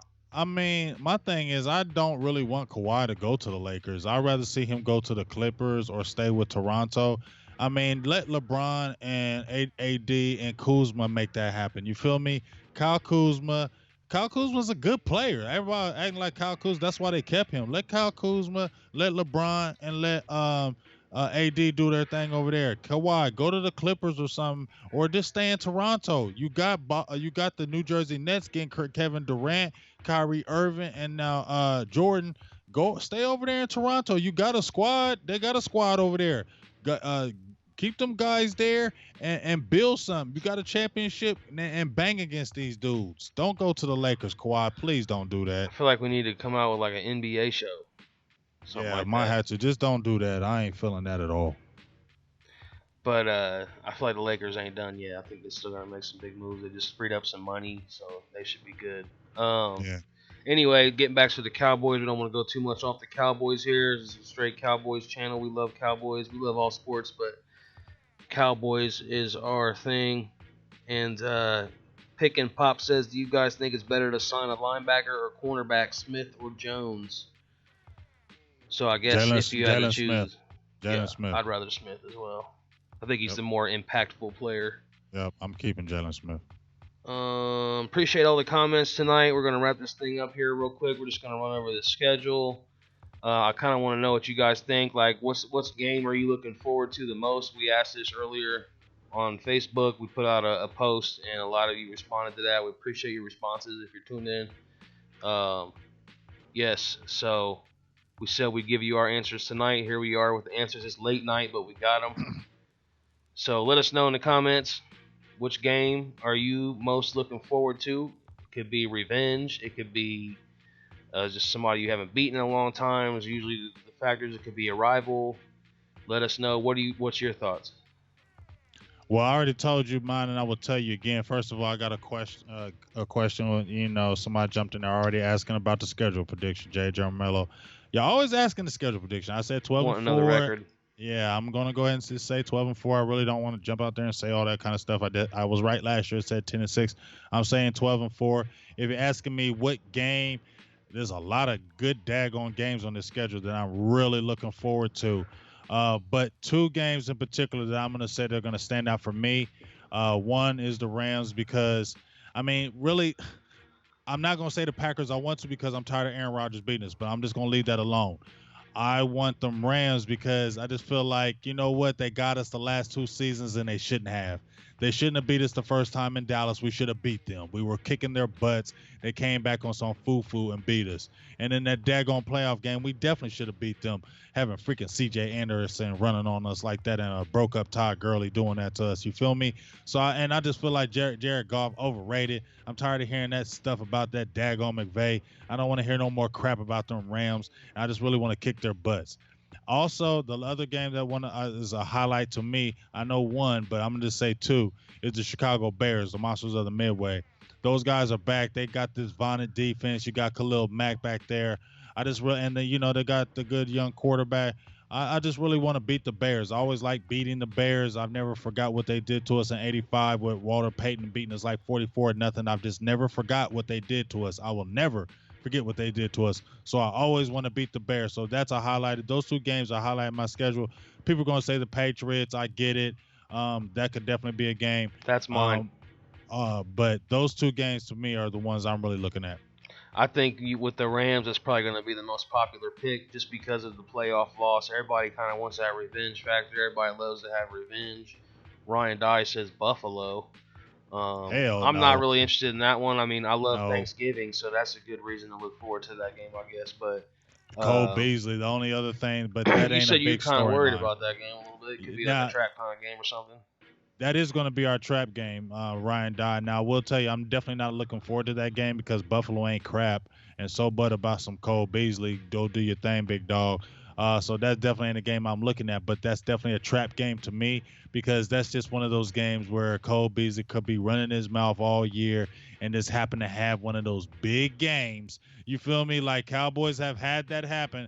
guys leave us and they just have that big game against us, he could have that big game, and Josh Allen could just have that phenomenal game. Not play great all year, but just happen to come in and just play that crazy game, because we know it's happened to Cowboys time and time again. It's happened to us. So that's the only way I could say that could be the trap game. If we go in there and just smack their mouths like we're supposed to, it'll be a bad game for them. But if we go in there and play around and get all over the hype of the Cole Beasley thing, then that could be a super trap game for us. So beware of that one. Say Primetime thinks the Jets could be a trap game. Muggs Maxwell says bug. Not sure what you mean by bug. Pick and Pop says they did us dirty with the schedule. I think it's a good schedule. I like the schedule. Now they did us dirty with that. They did a lot of like three games in 10 days, that type of thing. Yeah, and we don't have we got a lot of away games. Often, though. I feel like we've had a lot of away games, but we did good away. One year we were good away. We were like undefeated away. Remember? It was like 2014. And then I think last year we were great at home. So I think we can flow either way. I'm not really worried about it. I think we need this kind of schedule to be battle tested for the playoffs. And I think this is the kind of schedule the Cowboys need to do what they want if they want to get to the road to 6. I like the Patriots game, Sunday, November 24th. That also happens to be my sister's birthday, which is... Happy birthday, sis. And her boyfriend's favorite team is the Patriots. So that adds a little extra spice to it. But the real reason is because I've hated seeing the Cowboys lose to Tom Brady over the years. And, like, how great would it be for the Cowboys to finally beat Tom Brady in their house and Dak Prescott kind of take the reins and, like, all right, I'm one of the new guys in this league now. Like, it's my time. Like, I would feel good about that if Dak could go in there, go to New England, get the win on the road, finally beat Tom Brady. Like, we just haven't beat him. Every time we played him, like, he's just destroyed us. So that won't be sweet for me if we could win. The Rams, for some reason, I just don't feel that rivalry. It just doesn't have that feel to it. Like, I feel that with the Eagles. You know what I mean? Like, the rival feel. With the Rams, just not there yet. The Packers, I kind of have that rival feel, but not so much with the Rams. I feel like we should have beat the Rams. So, like, I feel like we're better than them. I'm not worried about them. These other teams, like, we just know, like, Aaron Rodgers is a hard challenge. I mean, see, that's what I feel about Tom Brady. I mean, I feel like, you know what, maybe 3 or 4 years ago I was hyped. Like, remember when we played them like 4 years ago? I was hyped about that matchup. I really wanted to beat them then. But now it's kind of like you're 40-something years old. You're like 42. I know you keep getting still Super one of the Bowl. best. Yeah, but I ain't really on Brady no more. Yeah, okay, you got these Super Bowls. You're 42 years old, dude. I don't really care about you no more. I'm not hyped over you. I need to beat Tom Brady. He don't need to beat us every single time in his career. Like, I'm good. I need to win that, and I need Dak Prescott to show the world, like, look, I just beat Tom Brady. Like, it's my turn. He's 42. Let's see what. Yeah, but he just won the Super Bowl like a couple months ago. Still 42. He's still 42. He just won the Super Bowl. I don't give a hell. At 42 or 41, about to be 42. I don't care. Get out of here, Brady. Tired of you. Pick and Pop's going to the Green Bay game, and we're tired, so we're about to get up out of here. Yeah. It's like 1:30 a.m. over on the east side. Yeah, on the east side, baby. It's 10:30 out here on the west. On the west side. Yes, Big Game James is coming. He will be here in a couple weeks. Yes, we're gonna go to camp. We're gonna kick it. We're gonna smoke. We're gonna smoke. Y'all heard what I say, right? We're gonna smoke. Yeah, like this. I'm thinking that we might figure out a way to do a hotel for a couple nights like that. We want to actually be there in Oxnard. Like, that's say fine. 2 or 3 nights, like, in Oxnard. You know what I mean? 3 nights? I don't know. 3 nights, maybe 2. What do you mean? Ain't cheap. It ain't cheap. I know. I was talking about, like, we could both pay for it, or. Oh, yeah. Well, I'm just saying, even then, half time, it's expensive out there. You know where you live. You know it. You know it ain't cheap. Shit. Yeah, but actually, you know, I found some good deals. Like, when I went here last time, it was only like $60-$70 for the night. For real? Mm-hmm. Oh, because I'm already thinking them bad boys, especially with training camp, they try to boost them prices. You know actually, what I'm saying? It wasn't bad, like, but that was last year. Right. Well, let's pray for that again. 2 nights. I need them good nights so we can get that good footage and that good Because coverage. if we Make sure y'all checking it out too. if we drive at night, we could probably get there in like 2.5 hours, All something right, like bet. that. So, but So all right, y'all hear us negotiating, right? So that means y'all need to be tuning in because we're yes, going to camp. He's already in Cali. I I'm got some going. ideas for camp. You feel me? I'm coming to Cali. We're gonna have that good coverage. We're going. G said he got a banging camera. So you know what I mean. We just basically this is the thing what we're trying to do at camp. You know how you See see it from your eyes. You know how you see that game film, like where it's real zoomed in on them and it's tight and they're doing little position battles, like it zooms way far out, far in, like that's this kind Yeah. of camera. Like it's gonna be some real professional looking footage for real. So As long make as I sure can you're hold my tuning steady in. hand. And if Make you're gonna sure be you there, tune make in. sure you hook up with us too. Yeah, I mean, I've heard more than a few people say they're going to be at camp this year. So please, if you're at camp, holla. Let's take some pictures. Let's kick it. I ain't nobody. I'm just Big Game James. I ain't nobody. Let's jump in, y'all. I love it. I love kicking with everybody, just chilling. I'm like the regular dude. I ain't my head ain't in the clouds or nothing like that. I I like mean, kicking it. it's fun to be a Cowboys fan. It's fun to talk about, to have that bond, because anybody you ever meet that knows Cowboys, you have that special bond with them. Like you guys are like already kind of like friends because you both like the Cowboys, especially if you're a deep fan and you Yeah, like I was about talking to about it. say. Like you I was about to instantly say got chemistry. the deep fan. I had to hear that because just because you're a Cowboy fan, I need to Right, test you. right, right. There are some shaky Cowboy fans There's some real shaky for sure. ones, and when I sit there and say, Amari Cooper, yeah, he played for Oakland. Yeah, I can't be your friend no more. You ain't Cowboys fan. Yeah, you always figure it out at some point. At first, when you first meet them, like when you and I met, you just don't know You yet. don't know yet. People You be got to like, figure it out. you feel me? Hey, I'm a Cowboys fan. Oh, for real? Okay, well, here comes some tests. I'm going to ask some questions, and if you can't answer these questions, buddy, I'm gonna have to move away from you and your cowboy hood'em. We'll just have to say Cowboys fans from afar. And only true Cowboys fans know what we're talking about Yes, and they know. right now. So Gabino says he's down. So if you're down, Gabino, come on out to camp. I don't know where you're Get at your right butt now, on but out there, Gambino, so we come can on kick out it, dog. here. And for those of you who might want to know a little bit too about the one last time before we jump off, the Cowboys experience Travel packages now available. CowboysExperience.com. Hotel accommodations, tailgate party, game tickets, meet and greet. You can see it right there. Travis Frederick, Big Game James. We both can tell you he's been a couple times. I've gone once. I've seen it with my own eyes. He's talking to Zach Martin. He's talking to Travis Frederick. You got Michael Gallup there all the time. Drew Pearson. Yeah. The Met list met goes all of on. them. All I met all those guys. all the Cheeto. all your underground streaming media people like us and other people, my Cowboys family, Law Nation, everybody who's in there, like everybody gets to be a part of this. Tyson West Coast, even Marcus Boss Cowboy. I mean, all those guys. Yeah, that's my dog. Vach, I think he's been there. So yeah, it's a great time, and I always feel like, damn, I can't wait to do that again. You know what I mean? Like that shit was fun. Like just Hell a yeah, nice it was break fun. from life. Like I really just get to just like feel like Have a a good time. VIP. Like I'm getting like I get this party bus ride to the stadium. And, like we're down on the field, like basically on the floor, like standing right next to the players. It's pretty crazy. And Yeah, it's a and big then thing. and then little parties on the side where you get to meet them and get autographs and all that, and good food and beer and the whole deal and contests and everything. So, anyway, all right, I'm ready to go. Yeah, hey, Slim Cuddy. If you get down there, Slim Cuddy, let's definitely have a drink. Let's talk Cowboys football. I'm definitely down. Um, hey, we'll be filming. If you're saying, hey, I'm here right now, come on over and let's kick it. Let's have a drink. I'm down to kick it all day, any day. Yes, I'll be tagging along, so count me in. Hell yeah. But this is hey, we appreciate we went a good hour or something. Appreciate y'all. I want to let y'all know the only reason why I stayed up this late because I don't have to go to work, but I'm still tired as hell. So let me know I grinded for y'all today.